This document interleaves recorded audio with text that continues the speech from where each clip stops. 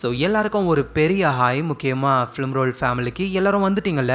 இன்னைக்கு நம்ம ஒரு தரமான சைஃபை கதையை பார்க்க போகிறோம். ஸோ இன்னிலிருந்து ஒரு 200-300 வருஷம் கழிச்சு ஃபியூச்சரில் டெக்னாலஜிலாம் வேற லெவலில் இருக்கு. எந்த அளவுக்குன்னா லைட்டை விடவே இவங்களால ஃபாஸ்ட்டாக ட்ராவல் பண்ண முடியும். ஸோ இந்த யூனிவர்ஸில் இருக்கிற எந்த ஒரு இடத்துக்கும் ஒரே செகண்டில் இவங்களால போக முடியும். அதுக்கு இவங்க யூஸ் பண்ணுறது தான் ஸ்லிப் ஸ்ட்ரீமிங் அப்படின்ற ஒரு டெக்னாலஜி. சிம்பிளாக சொல்லணும்னா அது ஒரு டெலிபோர்டேஷன். ஸோ இது ஒர்க் அவுட் ஆகணும் அப்படின்னா மனுஷங்களுடைய முதுகு தண்டு வடத்துல ஒரு டிவைஸை ஃபிக்ஸ் பண்ணுவாங்க. ஸோ அந்த டிவைஸ் என்ன பண்ணும் அப்படின்னா மனுஷங்களுடைய உடம்பையே ஒரு டேட்டா சிக்னல் மாதிரி மாற்றி விட்டுரும். ஸோ வெயிட் இருக்கிற எந்த ஒரு பொருளுமே லைட் ஸ்பீடுக்கு டிராவல் பண்ணவே முடியாது. ஆனால் இப்போ தான் மனுஷங்க உடம்பையே சிக்னலாக மாற்றியாச்சே. ஸோ அதனால லைட்டை விடவே ஃபாஸ்ட்டாக அந்த சிக்னலை எந்த இடத்துக்கு போகணுமோ அந்த இடத்துக்கு அனுப்புவாங்க. ஒன்ஸ் அந்த சிக்னல் அங்கே போன உடனேயுமே திரும்ப அவங்க மனுஷங்களாக மாறிடுவாங்க. ஸோ இதை தான் ஸ்லிப் ஸ்ட்ரீமிங்னு சொல்கிறாங்க. ஸோ இந்த டெக்னாலஜியை யூஸ் பண்ணி இந்த படத்துடைய ஹீரோ இன்ஃபினி அப்படின்ற ஒரு இடத்துக்கு போறாரு.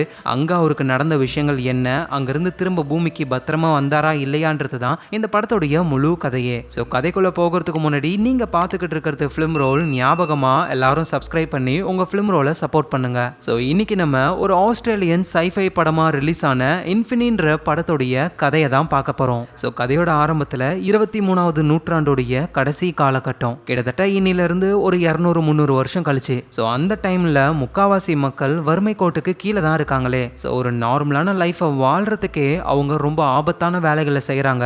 எக்ஸாம்பிளுக்கு சொல்லணும்னா வேற ஒரு பிளானட்டுக்கு போய் அங்கே இருக்கிற ஆபத்தான சுரங்கங்களில் வேலை செய்கிறாங்க. ஸோ அந்த மாதிரி வேற பிளானட்டுக்கு போகிறவங்களாம் ஸ்லிப் ஸ்ட்ரீமிங் அப்படின்ற ஒரு டெக்னாலஜியை யூஸ் பண்ணுறாங்க. ஸோ மனுஷங்களுடைய உடம்ப டேட்டா சிக்னலாக மாற்றி அதை லைட்டை விடவே ரொம்ப ஃபாஸ்ட்டாக ட்ராவல் பண்ண வைக்கிறாங்க. ஸோ இந்த யூனிவர்ஸுடைய எந்த ஒரு இடத்துக்கும் ஒரே செகண்டில் இவங்களால ஸ்லிப் ஸ்ட்ரீமிங் பண்ண முடியும். ஆனால் அதுக்கு ஒரு மனுஷனுடைய சென்ட்ரல் நர்வஸ் சிஸ்டம்ல ஒரு டிவைஸை இவங்க ஃபிக்ஸ் பண்ணி வைக்கணும். ஸோ அந்த மாதிரி இந்த டிவைஸை மாட்டிக்கிட்டு ஒருத்தர் உட்காந்துக்கிட்டு இருக்காரு. இவரோட பேரு தான் விட் கார்மைக்கல். இவருக்கு கிளார்னு ஒரு ஒய்ஃபும் இருக்காங்க. இவ்வளோ நாள் ரொம்பவே கஷ்டப்பட்டுக்கிட்டு இருந்தாங்க. ஆனால் நல்ல வேலையா இப்போ கார்மைக்கலுக்கு சர்ச் அண்ட் ரெஸ்கியூ டீம்ல ஒரு வேலை கிடைச்சிருக்கு. ஸோ அவரோட ஒய்ஃபும் இன்னைக்கு ஃபுல்லா நீ இங்கேயே இரு, ஓகேவா, நைட் நம்ம டின்னருக்கு போகலாம். கிளார், இன்னைக்கு தான் என்னோட ஃபர்ஸ்ட் டே, நான் கண்டிப்பா போயே ஆகணும். ஆனால் நீ ஒன்றும் கவலைப்படாத, இன்னைக்கு நைட்டு நீயும் நானும் டின்னருக்கு போறோம், ஓகேவா, நான் ப்ராமிஸ் பண்றேன். ஸோ ஒய்ஃபும் அவனை இன்னைக்கு நைட்டு மட்டும் டின்னருக்கு நீ என்னை கூட்டிட்டு போல, அவ்வளோதான் உன்னை. சரி, இந்த ஃபோட்டோ வச்சுக்கோ. கிளார், இந்த ஃபோட்டோ என்கிட்ட இருந்ததுன்னா என் மனசு உன்னையே நினைச்சுக்கிட்டு இருக்கும், உங்ககிட்ட வரணும்னே தோணும். அதுக்காக தான் இதை நான் உங்ககிட்ட கொடுத்தனே. இதை நீ எப்பவுமே உன் கூடயே வச்சிருக்கணும். உனக்காக இங்க ஒருத்தி காத்துக்கிட்டு இருக்கான் அப்படின்னு இது உனக்கு ஞாபகப்படுத்திக்கிட்டே இருக்கும் அப்படின்னு அவங்க சொல்றாங்க. ஸோ எதுக்காக கிளார் கார்மைக்கில் கூடவே இருக்க சொல்றாங்க அப்படின்னா, ஏன்னா இவங்க பிரெக்னெண்டா இருக்காங்க. நம்ம கார்மைக்கலும் சரி ஓகேன்னு வேலைக்கு கிளம்புறாரு. இதுதான் அவருடைய ஃபர்ஸ்ட் நாள். ஸோ இவர் ஒர்க் பண்ணுற அந்த குரூப்போட பேர் வெஸ்ட் கோஸ்ட். ஸோ இவங்களோட வேலை என்ன அப்படின்னா, நிறைய பிளானட்டுக்கு ஸ்லிப் ஸ்ட்ரீமிங் பண்ணி நிறைய பேர் போவாங்கல்ல, அங்கே யாராவது மாட்டிக்கிட்டாங்க இல்லை ஏதாவது ஒரு பிரச்சனைனா அந்த பிளானட்டுக்கு இவங்க டிராவல் பண்ணி போய் அவங்கள காப்பாற்றி கொண்டு வரணும். அதான் வேலை. ஸோ கார்மைக்கலும் அவரோட பேட்சோடைய டீம் ஆட்களை பார்க்குறாரு. அந்த பேட்சுக்கு லீடர் ஒருத்தர் இருக்காரு. அவரு செம்ம ஃப்ரெண்ட்லியாக இருக்காரு. ஓ, நீ தான் புது பையனா, வாடா கட்டி பிடிச்சிக்கோ அப்படின்னு கட்டிலாம் பிடிக்கிறாரு ஆளு. ஸோ இவங்களோட பேட்ச் ஏதோ ஒரு பிளானட்டுக்கு சர்ச் பண்ணுறதுக்காக போக போகிறாங்க. அதுக்காக ரெடி ஆகுறாங்க. அப்போ இந்த பேட்சோடைய லீடர் இருக்கார்ல, அவரோட அசிஸ்டன்ட் ஒருத்தர் இருக்காரு. அவர்கிட்ட இவர் பேச ஆரம்பிக்கிறாரு. உங்ககிட்ட அது இருக்குன்னு எனக்கு தெரியும் அப்படின்னு லீடர் சொல்ல, அசிஸ்டன்ட் லீடரும் சார் நீங்க என்ன சொல்றீங்க எனக்கு புரியல, நீ ஒரு டர்ட்டி ஜம்ப் பண்ணிருக்க, எனக்கு தெரியும், உங்ககிட்ட அந்த டிவைஸ் இருக்குதுன்னு அப்படின்னு சொல்லி கேட்கறாரு. அங்க நம்ம கார்மைக்கலும் இருக்காரு. இந்த அசிஸ்டன்ட் லீடர் என்ன சொல்றாருன்னா, நம்ம இதை தனியா பேசிக்கலாமா, பின்னாடி அவன்லாம் இருக்கான், அவன் இன்னைக்கு ஜாயின் பண்ணிருக்கான், இனிமே இவனும் நம்ம டீம் தான், சொல்லு உங்ககிட்ட டிவைஸ் இருக்குதானே அப்படின்னு கேட்கறாரு. எதை பத்தி இவர் கேட்கறாரு அப்படின்னா, ஒரு டிவைஸை யூஸ் பண்ணி தான் நம்மளால ஸ்லிப் ஸ்ட்ரீமிங், அதாவது டெலிபோர்டேஷன் பண்ணி வேற ஒரு இடத்துக்கு போக முடியும். ஸோ அப்படி அந்த டிவைஸை யூஸ் பண்ணி நம்ம போகும்பொழுது நம்ம எங்க போறோம், எத்தனை மணிக்கு போறோம், எப்போ வரோம் அப்படின்னு எல்லா இன்ஃபர்மேஷனும் கவர்மெண்ட்டுக்கு போயிடும். ஆனா அந்த அசிஸ்டன்ட் லீடர் இருக்கார்ல, அவர்கிட்ட இல்லீகலா ஒரு டிவைஸ் இருக்கு. இது மூலியமா கவர்மெண்ட் கணக்குலயே வராம எங்க வேணாலும் இவங்களால டெலிபோர்டேஷன் பண்ண முடியும். அதை பத்தி தான் லீடர் கேட்கறாரு. ஆனா அந்த அசிஸ்டன்ட் லீடர் என்கிட்ட இல்லவே இல்லை அப்படின்னு சொல்லும் பொழுது, இவங்க இருக்கிற இந்த வெஸ்ட் கோஸ்ட்ல இவங்க ஒரு பேட்ச், இதே மாதிரி நிறைய பேட்ச் ஆளுங்களாம் இருக்காங்க. அப்படி ஒரு பேட்ச் ஆளுங்க இன்ஃபினி அப்படின்ற ஒரு இடத்துக்கு ஸ்லிப் ஸ்ட்ரீமிங் பண்ணி போக போறாங்க. ஏன்னா அங்க ஏதோ ஒரு ப்ராப்ளம் போல ரெஸ்கியூ பண்றதுக்கு போறாங்க. ஸோ அப்படி ஸ்லிப் ஸ்ட்ரீமிங் பண்ணி போனவங்க ஒரு 30 செகண்ட்லயே திரும்ப வந்துடுறாங்க. வந்தவங்களை பார்த்தா அப்படியே ரொம்ப கொடூரமா இருக்காங்க, வித்தியாசமா நடந்துக்கிறாங்க. அங்க இருக்கிற ஆட்களை ஷூட் பண்றது, ஒருத்தரை ஒருத்தர் அடிச்சு கொலை பண்றதுன்னு இந்த மாதிரி பண்றாங்க. ஸோ இந்த விஷயத்த நம்ம கார்மைக்கல் இருக்கார்ல அவருடைய பேட்ச் ஆளுங்களும் பார்க்குறாங்க, ஷாக் ஆகுறாங்க. ஸோ அந்த இன்ஃபினின்ற இடத்துக்கு போயிட்டு வந்த அந்த ஆட்கள்லாம் பயங்கரமாக அட்டாக் பண்ண வெஸ்ட் கோஸ்ட்ல இருக்கிற மற்றவங்களும் அவங்கள மாதிரியே ரொம்ப கொடூரமாக மாற ஆரம்பிக்கிறாங்க. ஸோ ஒரு வைரஸ் மாதிரி ஒவ்வொருத்தராக மாற ஆரம்பிக்கிறாங்களா, அதனால பெரிய பெரிய அஃபீஷியல்ஸ்லாம் என்ன பண்ணுறாங்கன்னா வெஸ்ட் கோஸ்ட்டையே மொத்தமாக லாக் பண்ணிடுறாங்க. ஏன்னா இந்த விஷயம் வெளியே யாருக்கும் பரவக்கூடாது, அதனால இந்த வெஸ்ட் கோஸ்ட்ல இருக்கிற எல்லாரையுமே போட்டு தள்ள போகிறாங்க. ஸோ இந்த விஷயத்த நம்ம லீடரும் புரிஞ்சுக்கிறாரு. அவர் அந்த அசிஸ்டன்ட் லீடரை பார்த்து நம்ம இங்கேயே இருந்தோம்னா கண்டிப்பாக நம்மள போட்டு தள்ளிடுவாங்க, உங்ககிட்ட அந்த இல்லீகல் டிவைஸ் இருக்குன்னு எனக்கு தெரியும், ப்ளீஸ் அதை கொடு.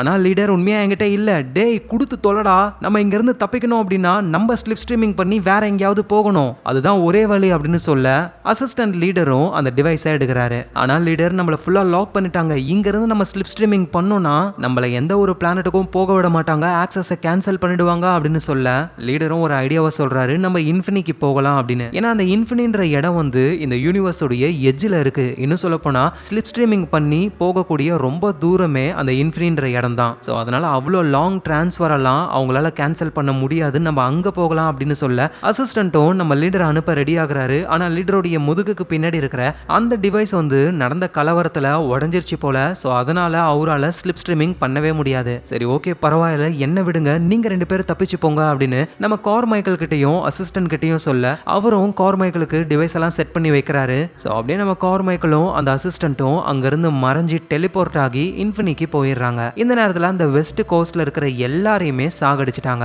ஸோ இந்த விஷயம் ஈஸ்ட் கோஸ்ட்டுக்கு தெரிய வருது. ஒரு கமாண்டர் ஒருத்தர் ஈஸ்ட் கோஸ்டோடைய பெஸ்ட் பேட்ச் ஆளுங்களை மீட் பண்றாரு. ஸோ அவங்க கிட்ட விஷயத்த சொல்ல ஆரம்பிக்கிறாரு. கைஸ், நான் சொல்ல போறது ரொம்ப ரொம்ப முக்கியமான விஷயம். இந்த யூனிவர்ஸோடைய எட்ஜில் இருக்கிற இன்ஃபினின்ற ஒரு இடம், அந்த இடத்துல ஒரு பவர்ஃபுல்லான ரீசோர்ஸை மைன் பண்றதுக்காக நம்மளுடைய ஒரு ஃபேக்டரியும் அங்க இருந்தது. ஆனா அந்த இடத்துல நல்லா ஆழமா தோண்டி போகும்போது தான் ஏதோ ஒரு வித்தியாசமான ஒன்று கிடைச்சிருக்கு.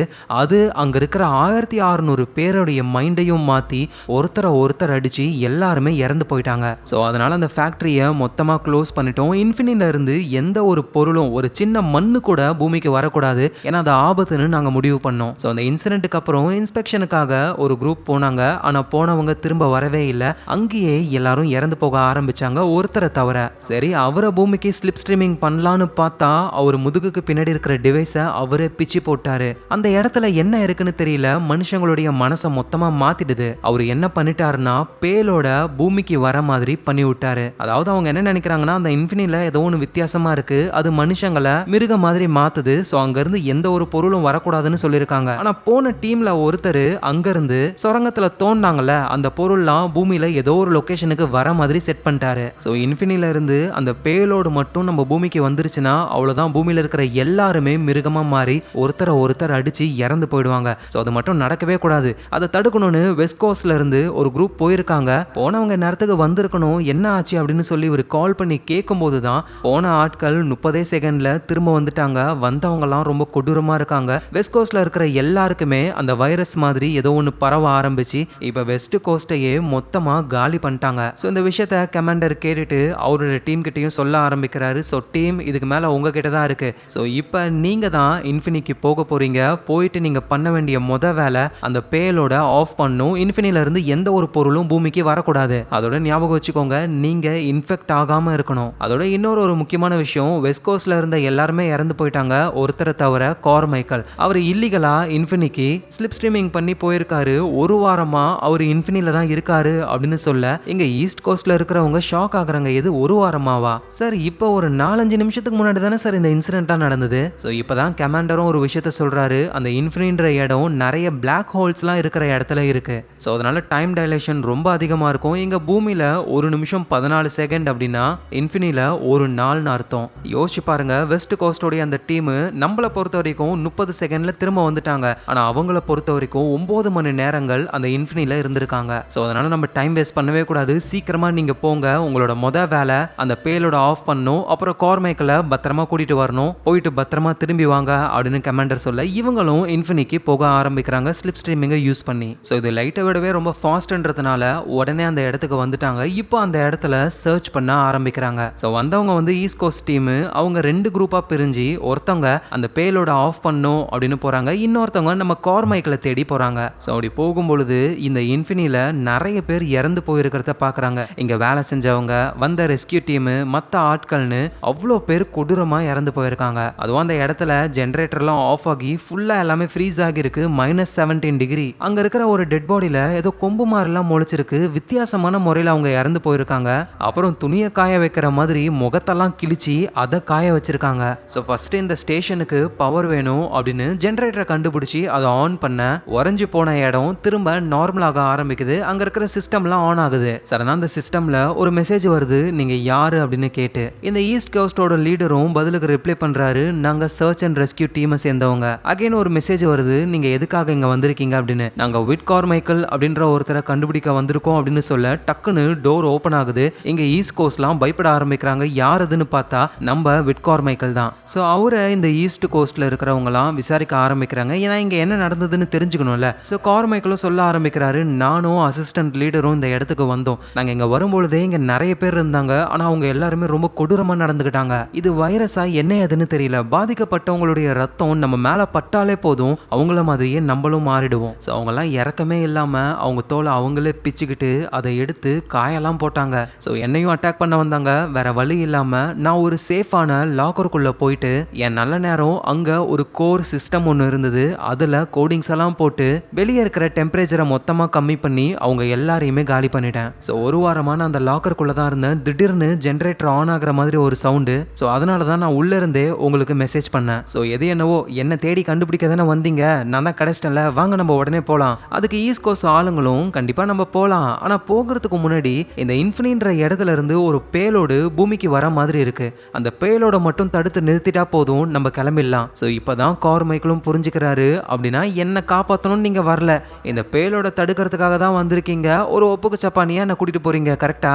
அப்படிலாம் ஒன்றும் கிடையாது. அந்த பேலோடு மட்டும் பூமிக்கு போயிடுச்சுன்னா அவ்வளோதான், இங்க இருக்கிறவங்க மாதிரியே பூமியில் இருக்கிற எல்லாரும் அழிஞ்சு போயிடுவாங்க. ஸோ அதனால அந்த பேலோட ஸ்டாப் பண்றதுக்கு எங்களுக்கு ஹெல்ப் பண்ணு, உனக்கு தான் கோடிங்ஸ்லாம் தெரியும்னு சொன்னல, அதை வச்சு அந்த பேலோட தடுக்க ட்ரை பண்ணு அப்படின்னு சொல்றாங்க. சரி ஓகே, ஆனால் நம்ம திரும்ப பூமிக்கு எப்போ போவோம், அதுக்கு இன்னும் 22 மணி நேரம் இருக்கு அப்படின்னு சொல்ல, இது 22 மணி நேரமானு ஆள் அப்படியே ரொம்ப சோகமா அந்த பேலோட ஆஃப் பண்ற வேலையை பண்றாங்க. சரி, நம்ம கார்மைக்கிள் வந்து ஒரு வாரமாக இங்கே இருக்காரு. கம்ப்யூட்டரை நல்லா நோண்டி அதோட இவர் ஒரு ப்ரோக்ராமர் வேற. ஸோ அவங்க இருக்கிற சிஸ்டமை யூஸ் பண்ணி அந்த பேலோடு பூமியில் எந்த இடத்துக்கு போக போகுது அப்படின்ற விஷயத்த கண்டுபிடிச்சிடுறாரு. சான் பிரான்சிஸ்கோவுக்கு பக்கத்தில் இருக்கிற பசிபிக் ஓஷனில் தான் அந்த பேலோடு விழப்போகுது. அப்படின்னா ஓகே சரி, சீக்கிரமாக அந்த பேலோட ஆஃப் பண்ணு அப்படின்னு சொல்ல, ஆனால் அதை நம்மளால் இந்த சிஸ்டம்ல இருந்து மட்டும் பண்ண முடியாது. கீழே அந்த பேலோடு இருக்கிற இடத்துல மேனுவலாக நம்ம வால்வை திருப்பணும். சரி ஓகேன்னு இந்த ஈஸ்ட் கோஸ்டோடைய கேப்டன் இருக்காருல்ல, அவர் ஒரு 3 பேரை அனுப்புறாரு. மென்சிஸ்னு ஒருத்தர், அப்புறம் ஒரு பயாலஜி டாக்டர் ஒருத்தங்க, அவங்களுடைய லவ்வர்னு 3 பேருமே போக ஆரம்பிக்கிறாங்க. இங்கே இந்த ஈஸ்ட் கோஸ்டோட கேப்டனு கார்மைக்கிள் இவங்க எல்லாருமே கண்ட்ரோல் ரூம்லேயே இருக்காங்க. அப்போ கண்ட்ரோல் ரூமுடைய விண்டோ ஓப்பன் பண்ணும்போது தான் நிறைய விண்மில்லாம் ரொம்ப வேகமாக சுற்றுது. அப்படின்னா அந்த விண்மில்ல இருந்து கிடைக்கிற எனர்ஜியை தான் இந்த ஃபேக்ட்ரி யூஸ் பண்ணிக்குது. ஸோ கீழே பேலோட வந்து மேனுவலாக ஆஃப் பண்ணுறதுக்காக ஒரு 3 பேர் போனாங்களே, அதில் மென்சிஸ்ன்றவர்கிட்ட நம்ம கார்மைக்கிள் மைக் மூலியமாகவே பேச ஆரம்பிக்கிறாரு. உங்களுக்கு ஏதாவது குழந்தைங்க இருக்கா அப்படின்னு சொல்லி கேட்க, எனக்கும் குழந்தைங்களாம் இருக்குது, இன்னைக்கு ஈவினிங்கு பிக்கப் பண்ண வரேன் அப்படின்னு நான் ப்ராமிஸ் பண்ணியிருந்தேன் அப்படின்னு அந்த மென்சிஸ் சொல்ல, நம்ம கார்மைக்கிளும் ரொம்ப சோகமாகறாரு. நானும் என் ஒய்ஃப் கிட்ட ப்ராமிஸ் பண்ணியிருந்தேன் நைட்டு டின்னருக்கு வரேன் அப்படின்னு சொல்லி, அது ஒரு வாரத்துக்கு முன்னாடி. இப்போ நான் இல்லாமல் அவள் ரொம்ப கஷ்டப்பட்டிருப்பாள் அப்படின்னு இவர் சொல்லும்போது தான் அவர் சொல்கிறாரு, உன்னை பொறுத்த வரைக்கும் நீ இங்கே ஒரு வாரம் இருந்திருக்க, ஆனால் எங்களுக்கு அங்கே சில நிமிஷங்கள் தான். இப்போ நம்ம 22 மணி நேரம் கழிச்சு போனால் கூட அந்த உலகத்தில் 1 நிமிஷம் 2 நிமிஷம் தான் போயிருக்கோம். ஸோ இந்த இடத்துல பயங்கரமான டைம் டைலேஷன் இருக்குது, நீ ஒன்றும் கவலைப்படாத, கண்டிப்பாக நீ உன் ஒய்ஃப் கூட டின்னருக்கு போயே தீருவ அப்படின்னு அவங்க சொல்கிறாங்க. அதோட நம்ம கார்மைக்கிளும் வந்து ரொம்ப வித்தியாசமாக இருக்காரு.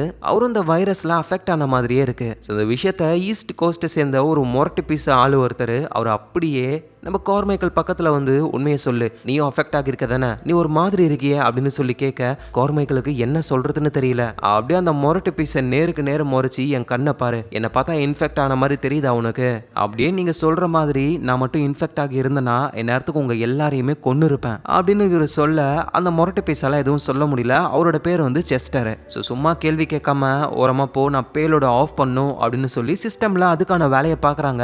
கரெக்டாக கரெக்டா இவரு பேலோட ஆஃப் பண்ணும்பொழுது கீழே மேனுவலா அந்த வால்வை அவங்க திருப்பணும். ஸோ இவர் தகவல் சொல்ல அவங்களும் வால்வை திருப்பிடுறாங்க. ஆனா பிரச்சனை என்னன்னா அவங்க இருக்கிறது ஒரு சுரங்கம் தானே, ஃபர்னேஸ்லாம் சூடாக ஆரம்பிக்குது. இப்படியே போச்சுன்னா மொத்தமா வெடிச்சு செதறிடும். ஸோ யாருக்கும் என்ன பண்றதுன்னு தெரியல. நம்ம கார்மைக்கல் என்ன பண்றாருன்னா கூலிங் சிஸ்டம் ஆன் பண்ணி ஒரு வழியா அந்த ப்ராப்ளத்தை சரி பண்ணிடுறாரு. கேப்டன், நீங்க சொன்ன மாதிரியே இந்த பேலோட நான் ஆஃப் பண்ணிட்டேன், டைம் வேஸ்ட் பண்ணாம சீக்கிரமா நம்ம பூமிக்கு போகலாம் அப்படின்னு இவர் சொல்ல இவங்களும் சரி ஓகே நம்ம பூமிக்கு போகலாம் அப்படின்னு ரெடி ஆகும்போது சடனா இந்த இன்ஃபினிலேயே இன்ஃபெக்ட் ஆகி இருக்கிற ஒருத்தர் வேகமா இந்த ஈஸ்ட் கோஸ்டோடைய கேப்டனை குத்தி கொலை பண்றாரு. ஸோ இவர் யாருன்னா இவர் தான் பூமிக்கு அந்த பேலோட ஆன் பண்ணது. கமாண்டர் கூட சொல்லியிருப்பார்ல, நம்ம ஆள் ஒருத்தன் மேல இருக்கான், அவனை பூமிக்கு கூப்பிடலான்னு பார்த்தா அவன் முதுகுல இருந்த டிவைஸ் அவனே பிச்சிட்டானு. அவரு தான் இவரு பேலோட இவங்க ஆஃப் பண்ணதுனால கடுப்பாகி இப்ப கேப்டன் அட்டாக் பண்ணிட்டாரு. மத்தவங்களுக்கு என்ன பண்றதுன்னு தெரியல. ஏன்னா அவர்கிட்ட இருந்து அந்த வைரஸ் நம்ம கிட்ட இன்ஃபெக்ட் ஆகுமோ அப்படின்னு நினைக்கிறாங்க. ஸோ அதனால அவர் பக்கத்துல போகவே பயப்படுறாங்க. அப்பதான் செஸ்டர் என்ன பண்றாருன்னா கன் எடுத்து அவர் மண்டையிலேயே ஒரு சுடு,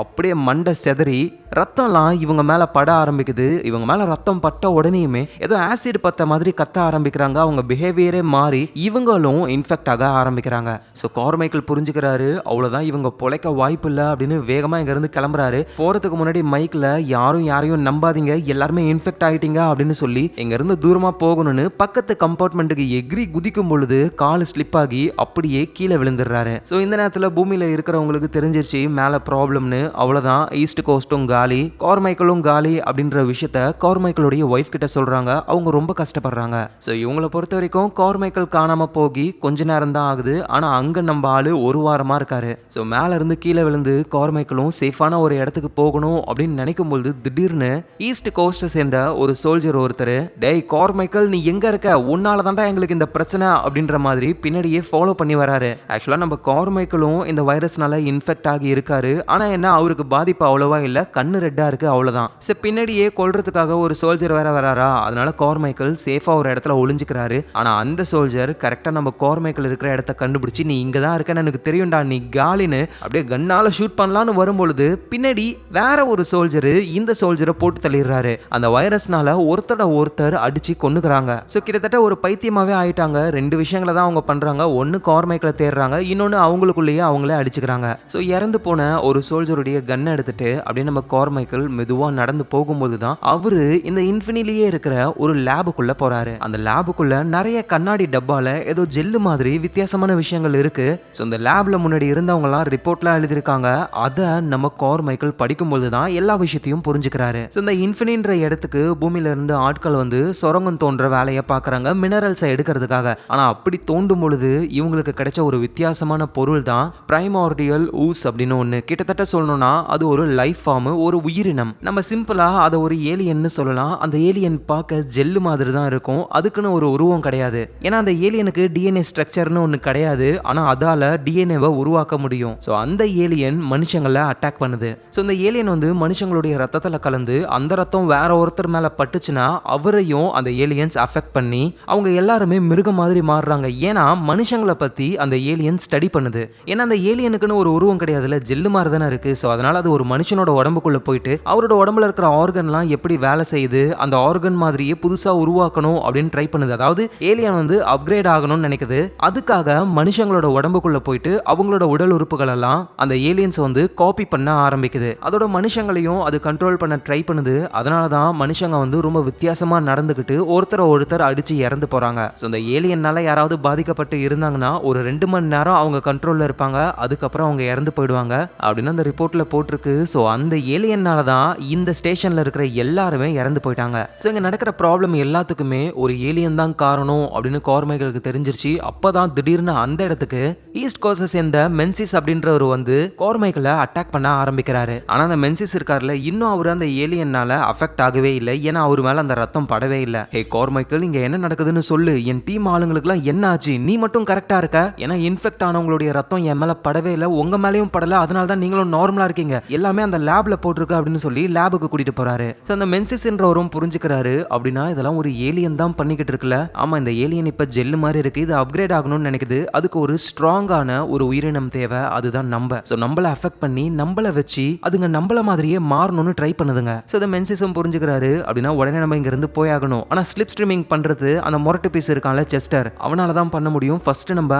அவனை தேடி கண்டுபிடிக்கணும். இப்படின்னு இவங்க பேசிக்கிட்டு இருக்கும்போது ஈஸ்ட் கோஸ்ட சேர்ந்த இன்னொரு சோல்ஜர் வந்து மென்சிஸ் அட்டாக் பண்றாரு. நல்ல வேலையா நம்ம கார்மைக்கேல் கொஞ்சம் தூரமா போயிடுறாரு. கார்மைக்கேல் கையிலயும் கன் இருக்கு. அந்த சோல்ஜர் மென்சிஸ கன்ல பாயிண்ட் பண்ணி கார்மைக்கேல் ஒழுங்கா கன்னை கீழே போட்டுரு அப்படின்னு சொல்லி மிரட்டுறாரு. கார்மைக்கேலும் இங்க பாருங்க, நான் உங்களை ஷூட் பண்ண மாட்டேன். அதோட நீங்க யாரை கொலை பண்ண ட்ரை பண்றீங்கன்னு தெரியுதா? நீங்க எல்லாரும் ஒரே டீம். இந்த இடத்துக்கு நீங்க எதுக்காக வந்தீங்க? பேலோட ஆஃப் பண்றதுக்கும் என்ன காப்பாத்துறதுக்கும் தான் வந்தீங்க. கொஞ்சம் யோசிங்க அப்படின்னு சொல்ல அந்த சோல்ஜரும் புரிஞ்சுக்கிறாரு. அவருடைய டீம் ஆட்களையே கொலை பண்ண சுத்தமா பிடிக்கவே இல்லை. ஆனா இப்ப அவரோட உடம்ப கண்ட்ரோல் பண்றது அந்த ஏலியன் தானே.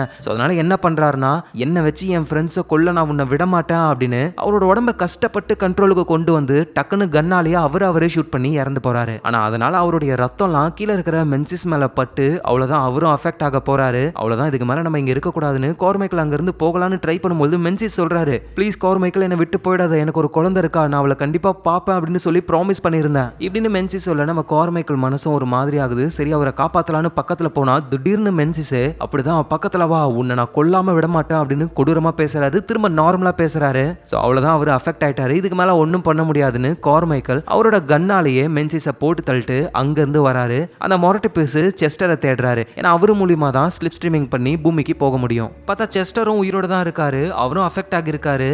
ஆனா நம்ம கார்மைக்கேல் மாதிரி முடிஞ்ச வரைக்கும் ஏலியனோட கண்ட்ரோல் இல்லாம அவர் கண்ட்ரோல்ல தான் இருக்காரு. எங்க நம்ம விட் கார்மைக்கேலுக்கும் நிலைமை கொஞ்சம் மோசமாக ஆரம்பிக்குது. அவரு கண்ணு முன்னாடி அவரு மாதிரியே நிறைய பர்சன் இருக்கிற மாதிரியும் அவங்க வேற எமோஷன், ஒருத்தர் சிரிக்கிறாரு, ஒருத்தர் அழுகுறாரு, இந்த மாதிரிலாம் ஒரு கண்ணுக்கு தெரியுது. அப்படியே போகும்போது தான் ஒரு வழியா செஸ்டரை மீட் பண்ணிடுறாரு. செஸ்டர் வந்து கமாண்ட் சென்டர்ல இருக்காரு. நம்ம கார்மைக்கேலும் கன் பாயிண்ட்ல, நீ இன்னும் முழுசா அஃபெக்ட் ஆகல, என்ன பார்த்தா எப்படா தெரியுது, அஃபெக்ட் ஆன மாதிரியா தெரியுது அப்படின்னு முன்னாடி நம்ம கார்மைக்கேல் சொல்லியிருப்பார்ல, அதே டயலாக்கை இப்போ இவரு சொல்றாரு. ஸோ கார்மைக்கேல் என்ன சொல்றாருன்னா, நம்ம உடனே இங்கிருந்து கிளம்பி போயாகணும் அப்படின்னு சொல்ல அதுக்கு வாய்ப்பே இல்லை. இன்னும் 8 மணி நேரம் நம்ம இங்க இருக்கணும், அப்பதான் பூமிக்கு நம்ம போவோம். ஆனா பூமியில வெறும் 1 நிமிஷம் தான் ஆகிருக்கும். ஸோ நம்ம கார்மைக்கேலும் சொல்றாரு, என்னது 8 மணி நேரமா? ஆனா இந்த வைரஸ் அஃபெக்ட் ஆனா 2 மணி நேரத்திலேயே ஆளுங்க காலி ஆயிடுவாங்க. ஸோ அதனாலதான் நான் ஒன்னும் பண்ணாம உட்காந்துக்கிட்டு இருக்கேன் அப்படின்னு செஸ்டர் சொல்றாரு. எங்க நம்ம கார்மைக்கேலும் எப்படியாவது 8 மணி நேரம் சமாளிக்கணும். உடனே செஸ்டர் கிட்ட, உங்க டீம்ல ஏதாவது டாக்டர் இருக்காங்களா அப்படின்னு சொல்லி கேட்க, இருக்கா ஒரு பொண்ணு பயாலஜிஸ்ட், அவ எங்க போனான்னு யாருக்கு தெரியும் அப்படின்னு சொல்ல,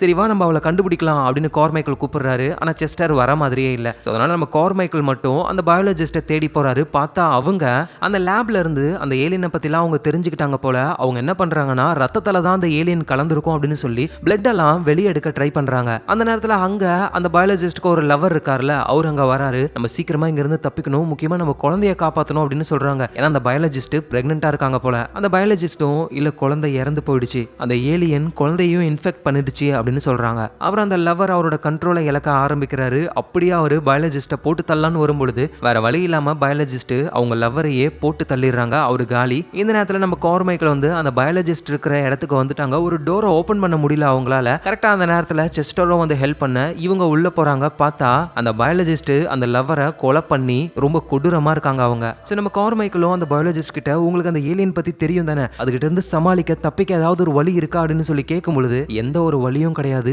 ஏன்னா அதுங்க ரொம்ப ஸ்மார்ட்டா இருக்குங்க, நம்ம கிட்ட இருந்து எல்லாத்தையும் அதுங்க கத்துக்க ஆரம்பிக்குதுங்க. ப்ளீஸ் அப்படி சொல்லாதீங்க, ஏதாவது ஒரு வழி இருக்கும் சொல்லுங்க அப்படின்னு கேட்கும்போது, ஒரே ஒரு வழி இருக்கு, நம்ம சாகணும் அப்படின்னு சொல்லி அவங்க இறந்து போயிடுறாங்க. ஸோ இங்க கார்மைக்கேலுக்கு என்ன பண்றதுன்னு தெரியல. பார்த்தா கூட வந்த செஸ்டர் கன் பாயிண்ட்ல கார்மைக்கேலை பிடிக்கிறாரு. அவ சொன்னதை கேட்டல, சாவுதான் ஒரே வழி அப்படின்னு சொல்லும்போது டக்குன்னு கார்மைக்கேலும் செஸ்டரும் சண்டை போட்டுக்க ஆரம்பிக்கிறாங்க. செஸ்டர் கிட்ட இருந்து எஸ்கேப் ஆகணும்னு கார்மைக்கேல் வேகமா போறாரு. பின்னாடி அந்த செஸ்டரும் திறத்திட்டு வரும்போது தான் அந்த ஏலியன்கள் இருக்குல்ல, ஜெல்லு மாதிரி தானே இருக்கும், அந்த ஏலியன் அப்படியே பாம்பு மாதிரி வந்து நகரெல்லாம் ஆரம்பிக்குது. அதை அந்த செஸ்டர் பாக்குறாரு. சோ அந்த செஸ்டரும், ஓ அவன் அங்கதான் இருக்கானா, சரி ஓகே அப்படின்னு அந்த ஏலியன் கூட எல்லாம் பேசுறாரு. இந்த விஷயத்த கீழே இருந்து நம்ம கார்மைக்கேலும் கவனிக்கிறாரு. சோ அதுக்கப்புறமா கார்மைக்கேல் கூட பயங்கரமா சண்டை போட்டு கார்மைக்கேலும் வேற வழி இல்லாம செஸ்டருடைய கழுத்தை நெரிச்சு அவரை கொன்னுடுறாரு. சோ கார்மைக்கேலுடைய வைஃப் வந்து அவங்க போட்டோவை கொடுத்திருப்பாங்கல்ல, அந்த போட்டோ அப்படியே கையில வச்சுக்கிட்டு பொறுமையா கண்ட்ரோல் ரூமுக்கு கார்மைக்கேல் போய் அங்க இருக்கிற ரெக்கார்டிங்க லூப்ல போட்டு விட்டு ஒரு டேபிள்ல மைக்க வச்சு பொருளெல்லாம் தள்ளி விட்டுட்டு உட்காந்து பேச ஆரம்பிக்கிறாரு அந்த மைக்ல. அவரு பார்க்கவே ரொம்ப கொடூரமா இருக்காரு. அவ்வளவுதான், இன்னும் கொஞ்ச நேரம் தான், அதுக்கப்புறம் அவரையும் முழுசா அந்த ஏலியன்கள் கண்ட்ரோல் பண்ணிடும். சோ அவர் அந்த மைக்ல வந்து அந்த ஏலியன்கள் கிட்ட தான் பேசுறாரு. நான் பேசுறது கண்டிப்பா உங்களுக்கு புரியும்னு நினைக்கிறேன், ஏன்னா நீ செஸ்டர் கூட பேசினதை நான் கவனிச்சேன், கண்டிப்பா உனக்கு அந்த சென்ஸ் வந்திருக்கும். நீங்க நினைச்சிருந்தா எங்களுடைய எந்த பார்ட்டை வேணாலும் ஸ்டடி பண்ணிருக்க முடியும், ஆனா நீங்க தப்பான பார்ட்டை சூஸ் பண்ணிட்டீங்க. மனுஷங்களோட வயலன்ஸ், கோவம், பிரச்சனை, இது எல்லாத்தையும் தான் நீங்க ஸ்டடி பண்ணணும்னு நினைச்சீங்க. அதோட விளைவா இங்க இவ்வளோ விஷயங்கள் நடந்துருச்சு. எனக்கு தெரியும் நீங்க எவால்வ் ஆகணும் அப்படின்றதுக்காக தான் இதெல்லாம் பண்றீங்க. ஆனா எங்களுடைய எவல்யூஷன்லயே நாங்க மிருகம் மாதிரி வயலன்ஸா இருக்கும் பொழுது எங்களால ஒண்ணுமே பண்ண முடியல. என்னைக்கு நாங்க சுயமா திங்க் பண்ண ஆரம்பிச்சோமோ, என்னைக்கு நாங்க எங்க குடும்பத்தை பாதுகாக்க ஆரம்பிச்சோமோ, என்னைக்கு நாங்க அவங்க மேல பாசத்தை கொடுக்க ஆரம்பிச்சோமோ, அப்பதான் நாங்க எவால்வ் ஆகவே ஆரம்பிச்சோம். நான் சொல்றது உனக்கு புரியுமா புரியலையான்னு எனக்கு தெரியல. ஆனா நீ எவால்வ் ஆகணும்னு நினைச்ச அப்படின்னா வயலன்ஸை விட அன்பை தான் நீ சூஸ் பண்ணணும். அப்பதான் உன்னால உண்மையா எவால்வ் ஆக முடியும் அப்படின்னு சொல்லி அந்த ரெக்கார்டிங்கை லூப்ல போட்டு விட்டுறாரு. அது திரும்ப திரும்ப ஓடுது. ஸோ அதுக்கப்புறமா கார்மைக்கேல் வந்து நம்ம முழுசா அதோட கண்ட்ரோல்ல போகக்கூடாதுன்னு அவரோட கையை கிழிச்சுக்கிட்டு அவரும் இறந்து போறாரு. ஸோ இப்போ இவர் பேசின அந்த ரெக்கார்டிங்ஸ் எல்லாம் அந்த ஏலியன்கள் கேட்க ஆரம்பிக்குது. திடீர்னு அந்த ஏலியன்கள்லாம் என்ன பண்ணுதுன்னா, இப்போ இறந்து போனாங்கல்ல அந்த ஈஸ்ட் கோஸ்ட்டை சேர்ந்தவங்க, அப்புறம் நம்ம கார்மைக்கேல், இவங்க எல்லாருடைய ரத்தம், அவங்களுடைய காயங்கள் எல்லாமே தன்னால சரியாக ஆரம்பிக்குது. அந்த ஏலியன்கள் தான் இதெல்லாம் பண்ணுதுங்களே. ஸோ சில பேருக்கு ஆர்கன்லாம் கிழிஞ்சு போயிருக்கும், டேமேஜ் ஆகிருக்கும்ல. ஆனால் அந்த ஏலியனால தான் ஆர்கன்ஸையே உருவாக்க முடியுமே. அந்த மாதிரி இவங்களுக்கு ஆர்கன்ஸை உருவாக்கி அவங்க உடம்ப திரும்ப நார்மல் ஆக்குற வேலையை பார்க்குதுங்க. ஸோ அப்படியே கொஞ்ச நேரம் கழிச்சு டக்குன்னு நம்ம கார்மைக்கேல் கண்ணு முழிச்சு எழுந்துக்கிறாரு. அங்கே அந்த பயாலஜிஸ்ட் இருக்காங்க. ஹே கார்மைக்கேல், சீக்கிரம் வா, நம்ம கிளம்பி போகணும் அப்படின்னு சொல்றாங்க. இங்க கார்மைக்கேலுக்கு எதுவும் புரியல. அவரை எல்லாரும் ஒரு இடத்துல மீட் பண்றாங்க. நம்ம கிட்டத்தட்ட 22 மணி நேரமா இங்க இருக்கோம். இவ்வளவு நேரம் என்ன நடந்ததுன்னு சுத்தமா ஞாபகமே இல்ல. கடைசியா ஞாபகம் இருக்கிற விஷயம் அந்த பேலோட நம்ம ஆஃப் பண்ணோம், அதுதான் அப்படின்னு கேப்டன் சொல்றாரு. உங்களுக்கு ஏதாவது ஞாபகம் இருக்கா அப்படின்னு கேட்கும் பொழுது நம்ம கார்மைக்கேலுக்கும் ஏதோ ஞாபகம் இருக்கிற மாதிரியே தோணுது. ஆனா என்னன்னு சரியா தெரியல. இல்ல சார், எதுவும் ஞாபகத்துல இல்லைன்னு இவரும் சொல்லிடுறாரு. ஏன்னா அந்த ஏலியன்கள் வந்து இவங்க உடம்ப சரி பண்ணி இவ்வளவு நேரம் இருந்த ஞாபகங்களை அழிச்சிருதுங்க. அதோட அவர் பேசின ரெக்கார்டிங்ஸ், அங்க இருந்த ரிப்போர்ட்ஸ்னு எல்லாத்தையுமே ஏலியன்களை அழிச்சதுனால இந்த இடத்துல ஒரு ஏலியன் இருக்கு அப்படின்ற விஷயமே இப்ப யாருக்குமே தெரியல. சோ ஏதோ ஒரு வைரஸ்னால தான் பாதிக்கப்பட்டிருக்காங்க அப்படின்னு இப்போதைக்கு நம்புறாங்க எல்லாருமே. சோ இதுக்கு மேல இந்த இடத்துக்கு யாருமே வரக்கூடாது, இந்த இன்ஃபினியவே நம்ம தடை பண்ண போறோம், எல்லாரும் இங்க இருந்து போகலான்னு போகிறதுக்கு ரெடி ஆகுறாங்க. சோ ஈஸ்ட் கோஸ்டோட கேப்டனும் கவுண்ட் டவுன் பண்ண ஆரம்பிக்கிறாரு. 10, 9 அப்படின்னு சொல்லிக்கிட்டு இருக்கும்போது நம்ம கார்மைக்கேல் அப்படியே விண்டோ வழியா வெளியே பார்க்கும்போது அந்த ஏலியன்கள் இருக்கும்ல ஜெல்லு மாதிரி, அந்த ஏலியன்கள் அப்படியே மனுஷனுடைய ஃபார்ம்ல ஒரு 4-5 நிக்குதுங்க. சோ இப்போ அந்த ஏலியன்களுக்கு மனுஷங்களுடைய அனாட்டமி ஃபுல்லா தெரிஞ்சதுனால இப்ப மனுஷங்க மாதிரியே ஆயிடுச்சுங்க. இதெல்லாம் தாண்டி கார்மைக்கேலுடைய வைஃப் ஒரு போட்டோவை கொடுத்திருப்பாங்கல்ல, அந்த போட்டோவை ஒரு ஏலியன் கையில வச்சிருக்கு. அப்படின்னா என்ன அர்த்தம்? இவ்வளவு நாள் ஏலியன்கள் என்ன நினைச்சது அப்படின்னா சர்வைவ் பண்ணணும், அடுத்தவங்கள கொல்லணும், கொண்டு நம்ம உயிர் வாழணும்னு வயலன்ஸை மட்டும் தான் ஃபோக்கஸ் பண்ணிச்சிங்க. ஸோ அதனால தான் அது ஒரு மனுஷனை பிடிச்சி ஸ்டடி பண்ணும்பொழுது வயலன்ஸை மட்டுமே ஃபோக்கஸ் பண்ணி எல்லாரும் கொடூரமா நடந்துக்கிட்டாங்க. ஆனா இப்போ நம்ம கார்மைக்கேல் மூலியமா உண்மையா எவால்வ் ஆகணும்னா வயலன்ஸ் தேவையில்லை, அன்பு தான் வேணும் அப்படின்னு சொல்லி இப்போ அந்த ஏலியன்களுக்கு வந்து அன்புன்ற ஒரு எமோஷன் வந்துருச்சு. ஸோ இதுக்கப்புறம் மனுஷங்க மாதிரியே அந்த ஏலியன்ஸும் இனப்பெருக்கம் பண்ணி சந்தோஷமா ஃபேமிலியா வாழ போறாங்க. ஸோ உண்மையிலேயே அந்த ஏலியன்கள் வந்து ஒரு ஜெல்லு மாதிரி இருந்ததுங்க தான். ஆனா இப்போ நல்லா எவால்வ் ஆகி இதுக்கப்புறம் மனுஷங்க மாதிரி ஒரு ஹாப்பியான ஒரு லைஃப்னு ஒன்று தான் வாழ போகுதுங்க. ஸோ இதுக்கெல்லாம் காரணம் நம்ம கார்மைக்கேல் தான் அப்படின்னு கார்மைக்கேலுக்கு தேங்க்ஸ் சொல்லணுன்ற மாதிரி தான் அவரு கண்ணு முன்னாடி வந்து நிக்குதுங்க. கார்மைக்கேலும் அதை பார்த்து அவருக்கு எதுவும் புரியல. ஏன்னா அவருக்கு தான் நடந்த விஷயம் ஞாபகத்தில் இல்லைல்ல. பட் இருந்தாலும் லைட்டா ஸ்ட்ரைக் ஆகுது. ஆனா அவரு கண்டுக்காம விட்டுறாரு. யாருக்கிட்டையும் இந்த மாதிரி ஒரு ஏலியன் இருக்குன்னு சொல்லவே இல்லை, கம்முன்னு இருக்காரு. ஸோ இப்போ இவங்க ஸ்லிப் ஸ்ட்ரீமிங் பண்ணி திரும்ப பூமிக்கு வந்துடுறாங்க. பூமியை பொறுத்த வரைக்கும் இவங்க ஒரு நிமிஷம் தான் காணாம போயிருக்காங்களே. ஸோ வந்த உடனே கமாண்டரும் அவரோட ஆளுங்களும் பயங்கரமான கேள்வியெல்லாம் கேட்குறாங்க. ஏன்னா இன்ஃபினிக்கு போயிட்டு வந்தவங்க ரொம்ப கொடூரமா இருக்காங்கல்ல. ஸோ அதனால எல்லா கேள்வி, பர்சனல் கேள்வியெல்லாம் கேட்குறாங்க. எல்லாத்துக்குமே அந்த ஈஸ்ட் கோஸ்டும் சரி நம்ம கார்மைக்கேலும் சரி கரெக்டாக பதில் சொல்ல. ஸோ இவங்களுக்கு எந்த ப்ராப்ளமும் இல்லை. இதுக்கு மேலே இன்ஃபினிக்கு யாரும் போகக்கூடாதுன்னு தடை பண்ணிட்டாங்க. இப்போ எல்லாரும் அவங்கவுங்க குடும்பத்தை பார்க்க போறாங்க. கார்மைக்கேல் ரொம்ப சந்தோஷமா அவரோட ஒய்ஃபை பார்க்கறாரு. கார்மைக்கேலை பார்த்ததுக்கு அப்புறம் தான் அவங்களுக்கு நிம்மதியே. 2 பேரும் கட்டி பிடிச்சிக்கிறாங்க. ஸோ ஒய்ஃப் பிரெக்னெண்டா வேற இருக்காங்களா, அந்த வயித்துல இருக்கிற குழந்தையை இவர் கிஸ் பண்றாரு. ஸோ இதுக்கப்புறம் கார்மைக்கேல் ஒரு நிம்மதியான லைஃபை வாழ எங்க அந்த ஏலியன்களும் மனுஷங்களுடைய ஹெல்ப்னால அவங்களோட டிஎன்ஏவை காப்பி பண்ணி அதுங்களுக்குன்னு ஒரு உருவம் வந்துருச்சு. கார்மைக்கேலுடைய ஹெல்ப்பால அன்புன்ற ஒரு எமோஷனையும் அதுங்க கத்துக்கிட்டு அதுங்க ஒரு லைஃபை வாழ போகுதுங்க. இந்த இடத்துலயே இன்ஃபினின்ற இந்த படம் முடியுது. ஸோ கண்டிப்பா இந்த கதை உங்க எல்லாருக்கும் பிடிச்சிருக்கும் நான் நம்புறேன். பிடிச்சிருந்ததுன்னா ஒரு லைக்கை போடுங்க. அதோட ஞாபகமா நீங்க பார்த்துக்கிட்டு இருக்கிற உங்க ஃபிலிம் ரோலை சப்ஸ்கிரைப் பண்ணி உங்க சப்போர்ட்டை கொடுங்க. நாளைக்கு நம்ம வேற லெவல் மூவில பார்க்கலாம். Lots of love guys.